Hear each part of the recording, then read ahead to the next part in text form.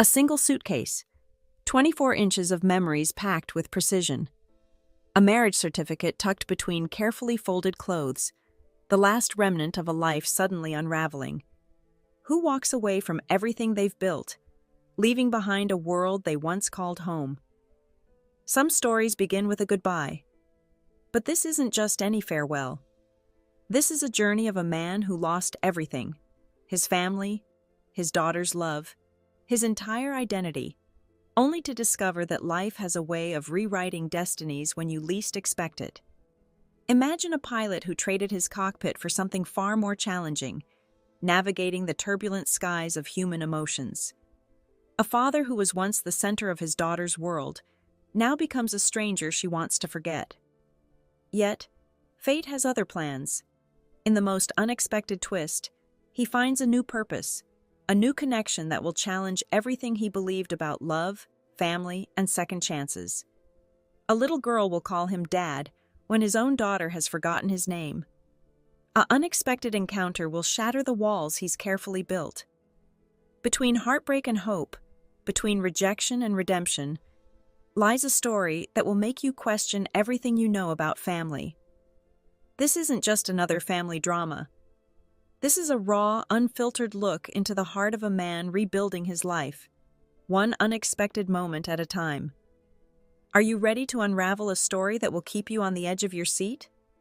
Hit that subscribe button, share with someone who loves deep, emotional storytelling, and get ready for a journey that will challenge everything you thought you knew about love, loss, and belonging. Life has a way of surprising you, even when you think you've planned everything out. Signing the divorce papers was something nobody saw coming, least of all me. With methodical precision, I began packing my life into a compact 24-inch suitcase. Just the essentials: ID card, bank cards, a few changes of clothes, and the marriage certificate, a final reminder of what we once were. Jiang Lanyue sat motionless on the sofa, her gaze tracking my movements. "Have you finished packing?" she asked, her voice cool and detached. "Tell the housekeeper to dispose of the remaining items." She took a measured sip of her coffee, the porcelain cup making a delicate sound as it met the table. "I'll handle everything on time," I responded, catching the thin veil of anger that flickered in her eyes. Our relationship had been a complex dance of unspoken emotions, and today was no different. For years, I had waited for this moment, the day our paths would finally separate. Ironically, I was the one who initiated the divorce, a twist neither of us had anticipated.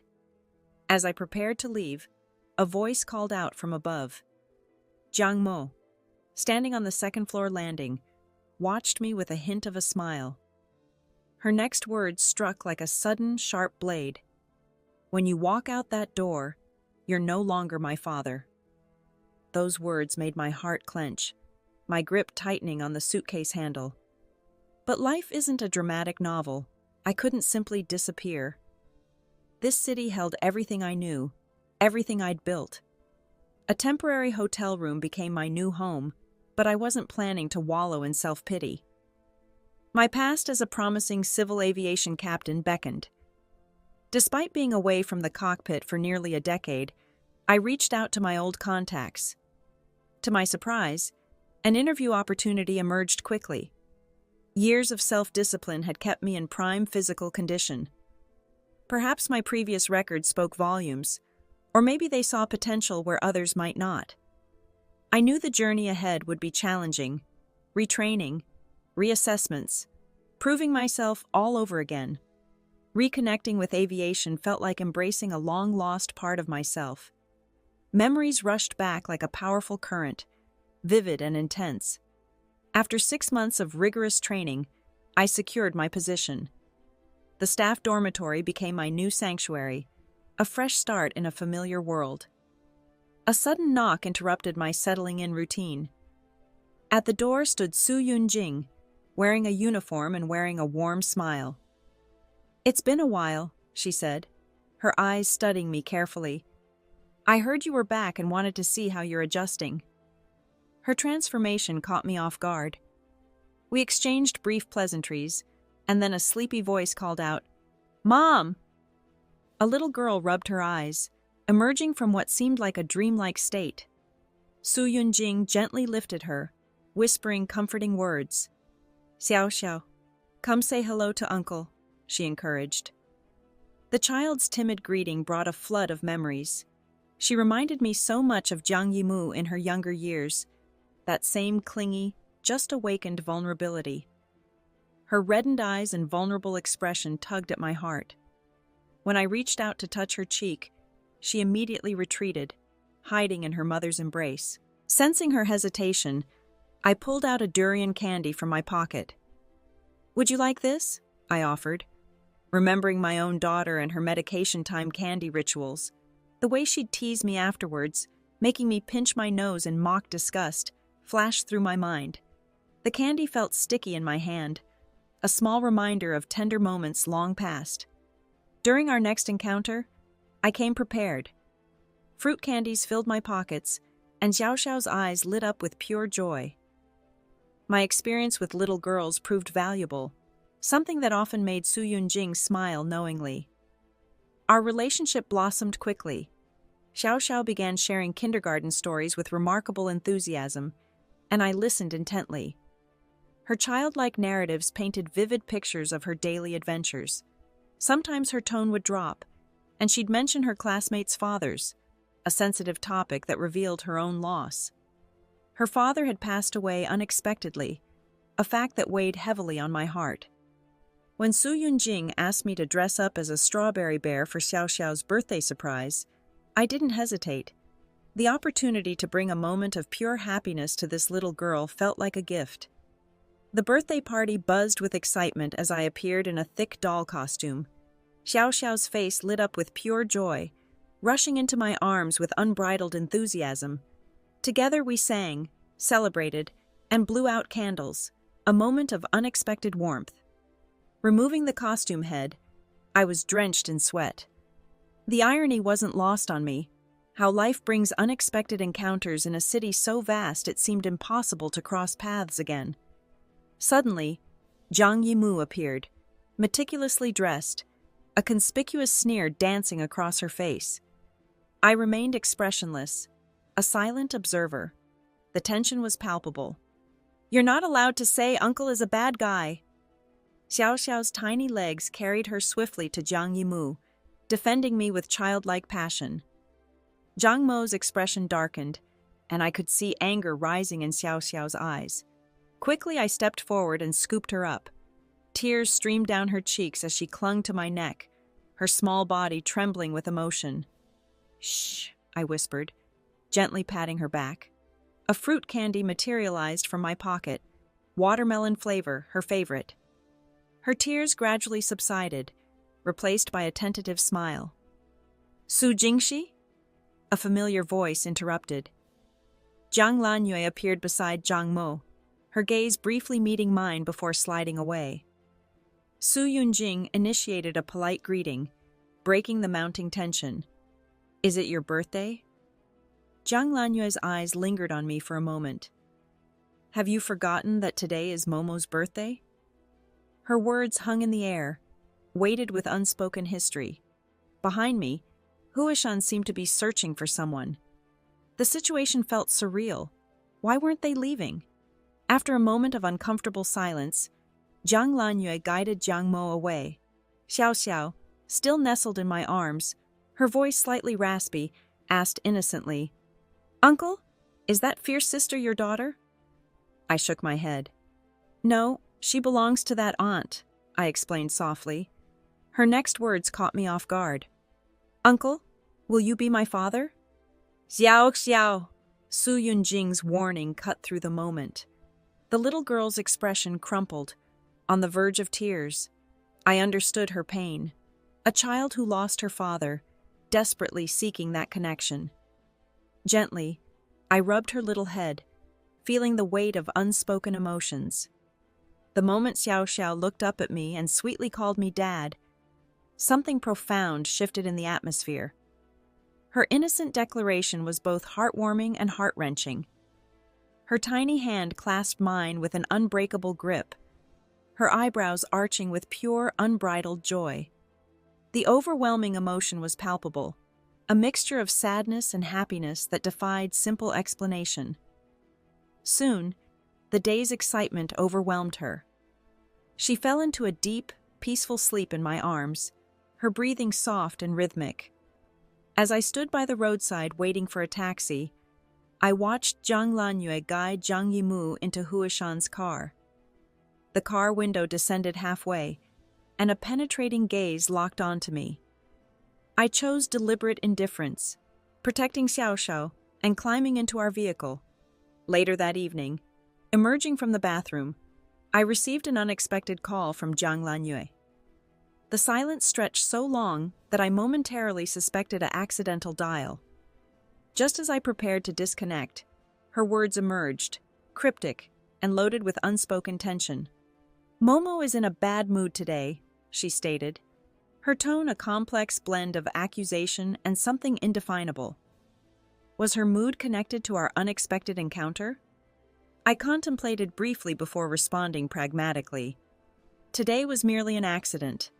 It's unlikely we'd intersect in our respective life circles. Her next words carried a weight of accumulated history. "Su Jingshui, are you pretending with me?" Her voice grew heavier, tinged with wind and unresolved emotions. I remained silent, my lips pressed together, a physical manifestation of my internal restraint. "Today is your daughter's birthday," she continued, her statement hanging between us like an accusation. "Didn't you have anything to say?" A flood of memories washed over me. For a decade, I had poured unreserved love into Jiang Yimu's life. Each birthday was a carefully orchestrated celebration of her happiness. When she was younger, her singular wish was always the same: "Dad will always be with me." Everything changed on her 10th birthday. I had waited through the early morning hours, scrolling through mutual friends' social media. The videos were a painful testament to a shifting reality. I watched Jiang Mo hand her first birthday cake to Huashan, her eyes sparkling with adoration. "Uncle Hua, will you accompany me on my birthday every year in the future?" she had asked. Huashan's affirmative response triggered her unbridled happiness. She had rushed into his arms, a moment captured and shared widely. Multiple videos documented the painful transition.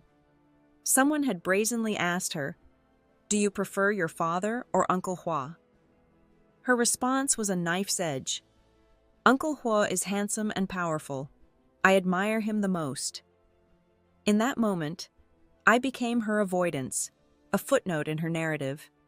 Since then, Jiang Yimu had celebrated every birthday with Huoshan, a tradition that continued unabated. Despite the rejection, I never withheld my blessings. Even for a stranger, I would offer congratulations willingly. Another prolonged silence followed. This time, Jiang Lanyue ended the call, leaving behind only the hollow drone of a disconnected line. The late-night phone call from Jiang Lanyue caught me off guard. Fresh from a flight, I had been deep in much-needed sleep when the ringing jolted me awake. Half-conscious, I barely registered the caller's number. "Momo has a rash all over her body." Jiang Lanyue's voice trembled with anxiety. Her urgency slowly cleared the fog of my drowsiness. My professional knowledge kicked in automatically. "She has sensitive skin and is prone to seasonal allergies," I responded, my mind recalling familiar medical advice. "There's medicine in the medicine box." I could hear her shuffling through cabinets, searching desperately. "Found it," she confirmed. "Just ensure good ventilation," I added curtly. As the conversation wound down, a sudden thought struck me. The notebook on my bedside table has some of her medical notes. You can review it to avoid calling me in the future. Her response triggered my irritation. "What do you mean?" I pinched my swollen temple, frustration mounting.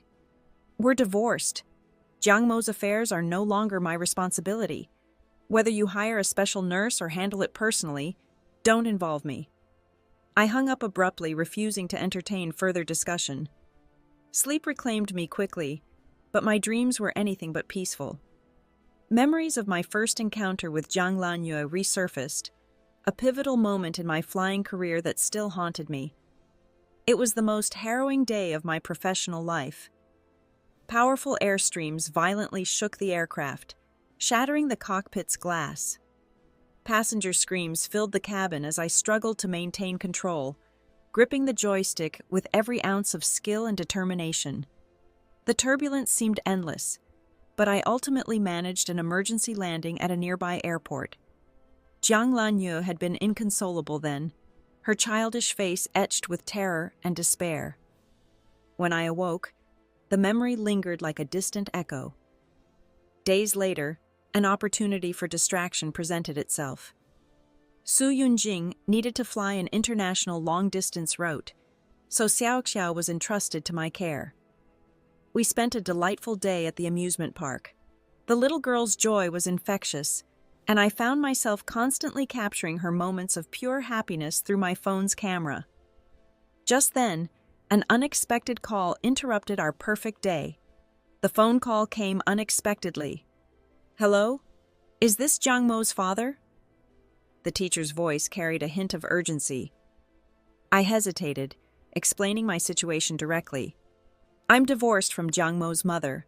Her affairs are no longer my responsibility. Please contact her mother." The teacher seemed increasingly anxious. "Zhang Mo's mother's phone is unreachable. It's work hours, and we can't contact her assistant." I found myself at a crossroads, torn between past responsibilities and current circumstances. My attention momentarily shifted as Xiaoxiao tugged at my sleeve, pointing excitedly at the merry-go-round. The brief distraction meant I barely registered the phone's subsequent sounds.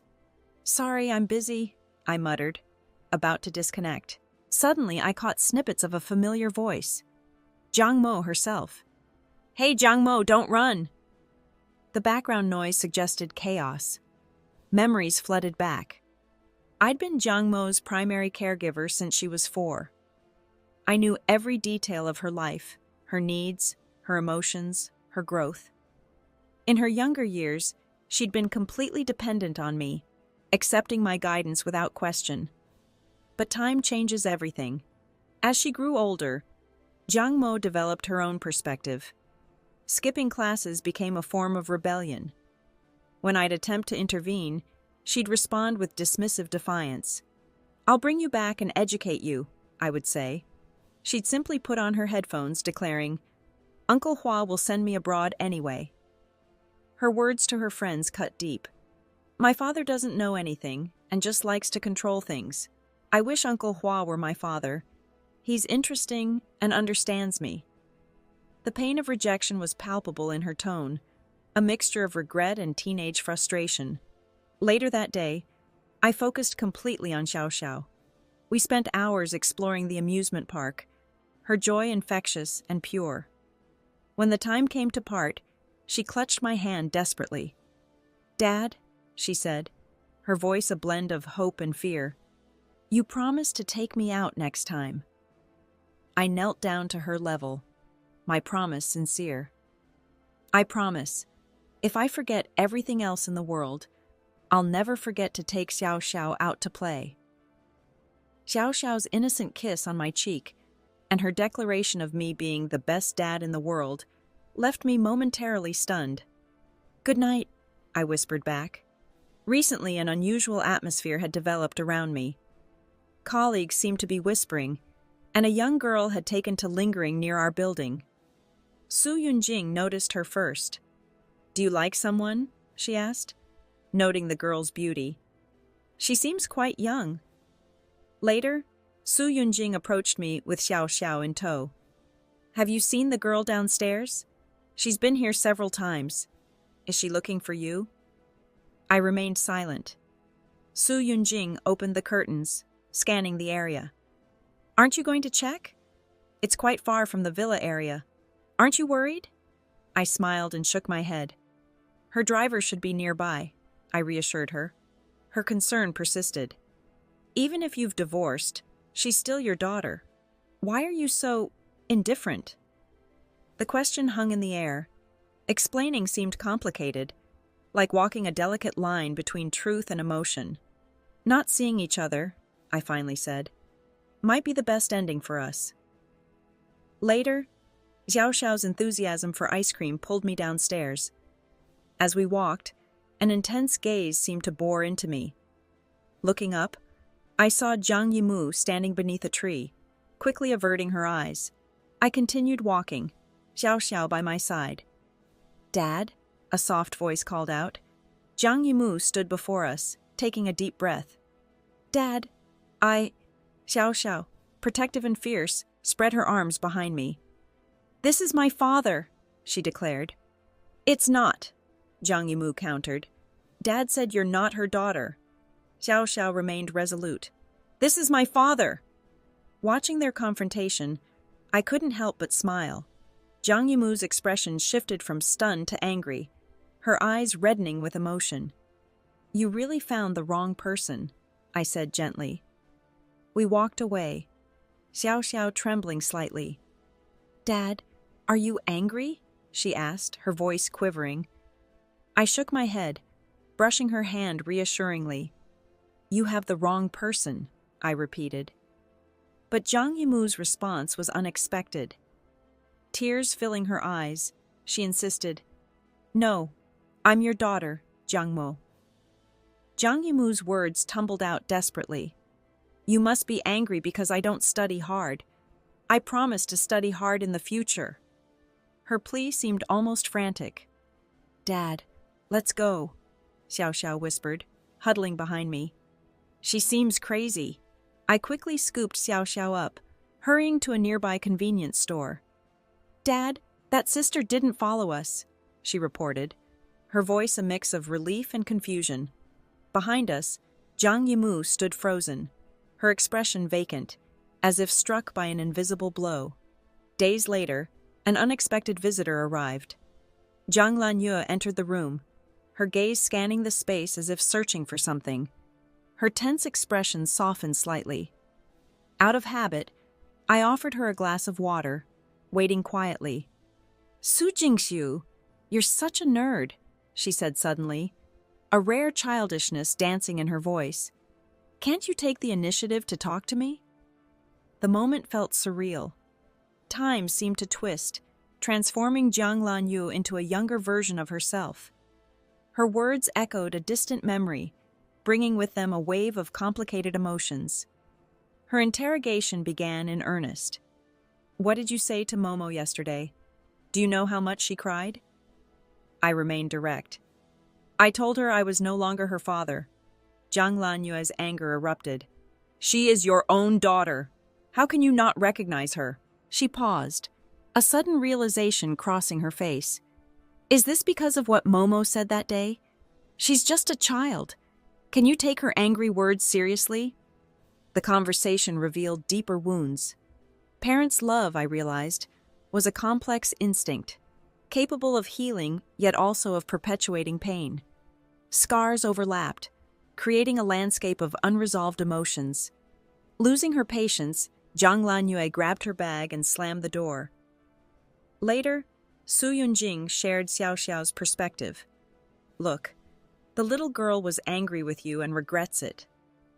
I simply shook my head. Maybe in the past, I would have worried. Now, it doesn't matter to me.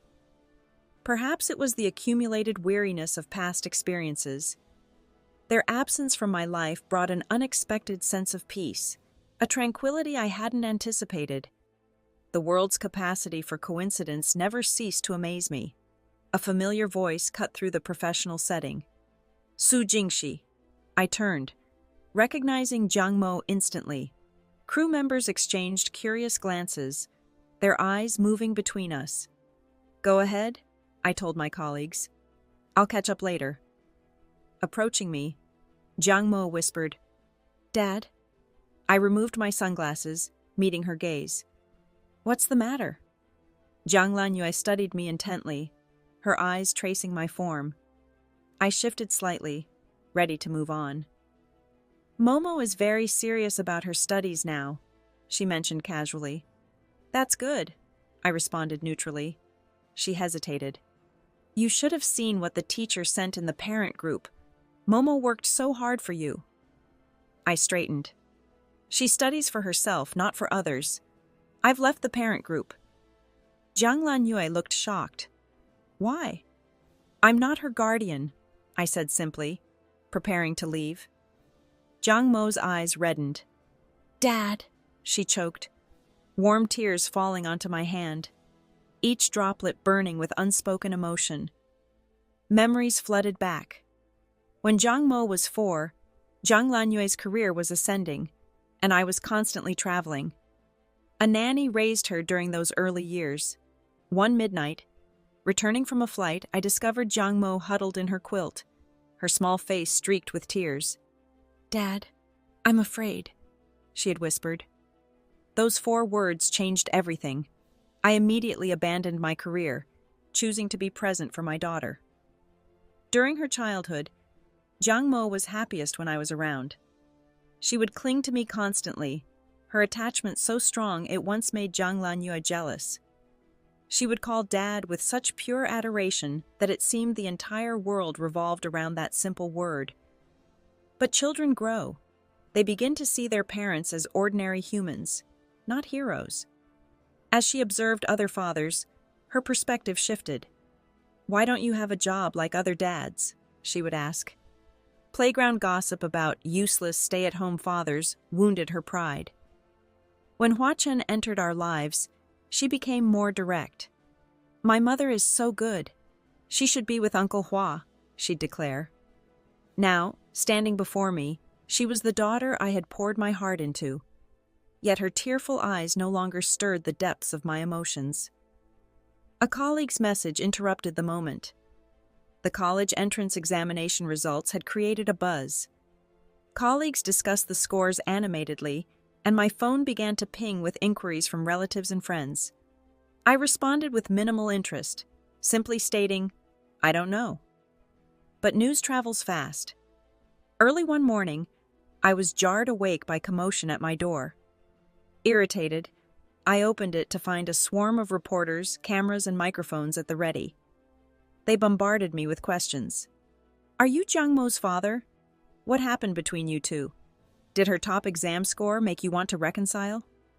Confusion swept over me. Someone thrust a video in my face. In the footage, Jiang Mo was being interviewed on television.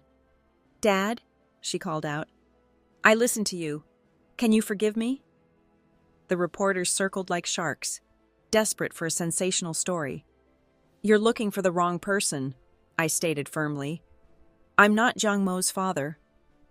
A stunned silence fell. Reporters exchanged bewildered glances, some arguing that I must be mistaken. How could a father not recognize such an accomplished daughter? They whispered. They knew Jiang Mo came from a wealthy background. Her mother was a prominent company president. Eventually, the media crowd dispersed, leaving behind a cloud of uncertainty. My phone erupted with congratulatory messages. Even relatives who had distanced themselves years ago suddenly reached out. The fickleness of human connections struck me. People once considered precious could now be dismissed without a second thought. Annoyed by the sudden attention, I switched off my phone and returned to sleep. Days later, Jiang Mo personally delivered an invitation to her graduation banquet. Dad, you must come, she insisted, a hint of vulnerability in her voice. I neither accepted nor refused outright, leaving the invitation open. Jiang Mo seemed relieved, her eyes holding a fragile hope. If you can't make it initially, you can come later, she added. Nearby, Xiao Xiao was building blocks. Suddenly, she tugged my sleeve. Dad, you promised to come to my graduation ceremony. You can't lie, she declared earnestly. Then, turning to Jiang Mo, she bluntly announced, Dad is going to my graduation ceremony. He doesn't have time for yours. Jiang Mo's expression darkened.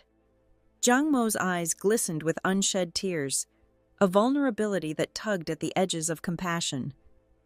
I'm not here to disturb you, she pleaded. I just want to see you. Don't drive me away, okay? Her exhaustion was evident. Dark circles painted shadows beneath her eyes, suggesting sleepless nights and internal turmoil. I felt an inexplicable weariness settling over me.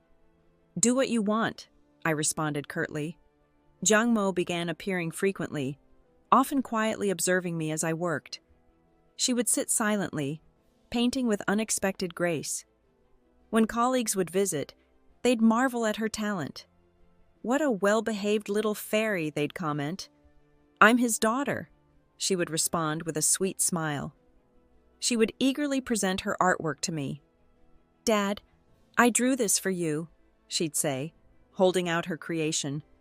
I'd glance, offer a quick thanks, and set it aside.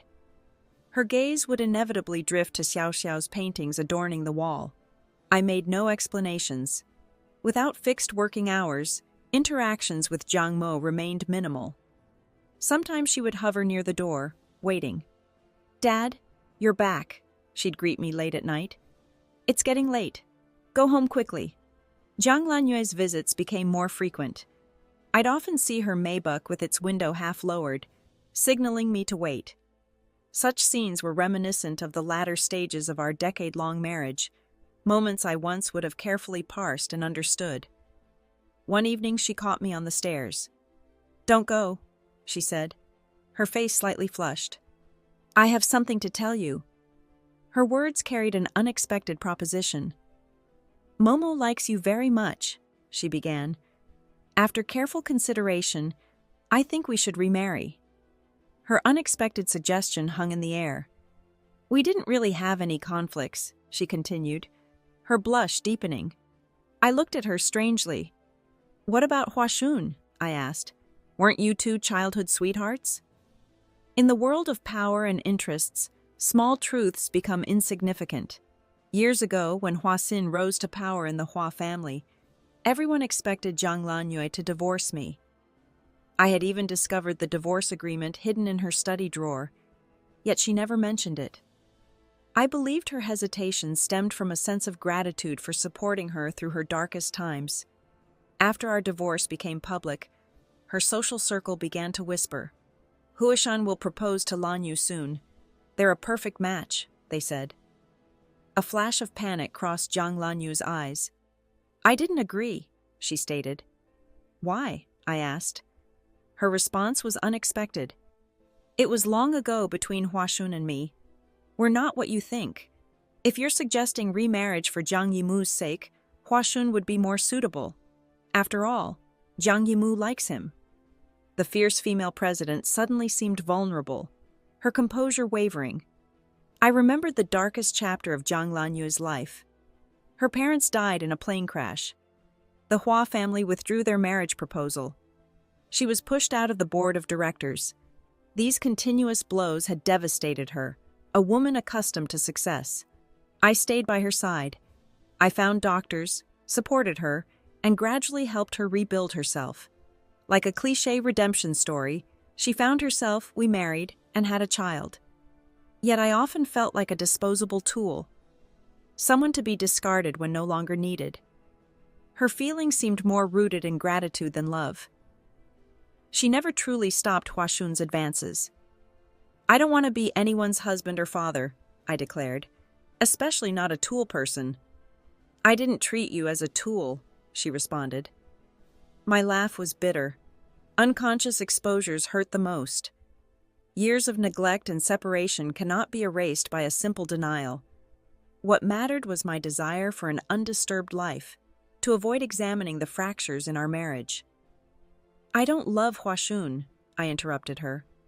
"Some things are better left unsaid. People can't live in the past forever. Eventually you'll get used to it." My final request was simple. "Don't let Jiang Yimu come. I just want peace." Jiang Lanyue bit her lip, quickly wiping away tears. Her pride wouldn't allow further vulnerability. The next day, Jiang Yimu arrived with reddened eyes. "Dad, I'm going abroad," she announced. "Okay," I responded. Her final words carried a profound resignation. When you learn to underestimate everything, you'll realize it's just an error. As Jiang Yimu's words hung in the air, when you learn to underestimate everything, you'll realize it's just an error. The weight of a lifetime's emotional journey settled around Su Jingxi like a worn, familiar coat. Life rarely follows the script we imagine. A celebrated pilot who became a stay-at-home father, a husband who became a footnote, a dad who was replaced by an uncle. Yet, in the most unexpected corners of loss, he found something profound, a new beginning. Xiao Xiao's innocent love became his unexpected salvation. Where Jiang Yimu's heart had grown distant, this little girl's pure affection rebuilt what years of pain had dismantled. Her simple declaration of "Dad" carried more truth than years of complicated familial negotiations. The story isn't about perfect families or ideal relationships. It's about the resilience of the human heart, about finding connection when everything seems lost, about understanding that love isn't about possession, but about letting go. Su Jingxi's journey reminds us that our greatest strength lies not in holding on, but in embracing the unexpected. His path from a cockpit to a living room, from a rejected father to an adopted dad, speaks to the incredible adaptability of the human spirit. As he stands at the crossroads of past and present, one thing becomes crystal clear. Family isn't defined by blood, but by the moments of genuine connection. The warmth of a child's hand, the promise of future adventures, the quiet understanding that sometimes losing everything means gaining something far more valuable. His story doesn't end here. It continues, one unexpected moment at a time. A reminder that life's most beautiful chapters are often written when we least expect them.